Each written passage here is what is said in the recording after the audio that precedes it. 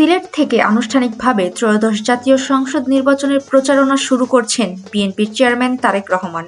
গতকাল সন্ধ্যা রাতে সিলেট পৌঁছেই তিনি হজরত শাহজালাল ও হজরত শাহপরান রহমাতুল্লাহ আলী-এর মাজার জিয়ারত করেন। আর মাজার জিয়ারতের মধ্য দিয়েই মূলত বিএনপির আনুষ্ঠানিক প্রচার পর্ব শুরু হলো। আজ বৃহস্পতিবার ২২ জানুয়ারি নগরের ঐতিহাসিক আলিয়া মাদ্রাসা মাঠের নির্বাচনী প্রথম সমাবেশে ভাষণ দেবেন তিনি।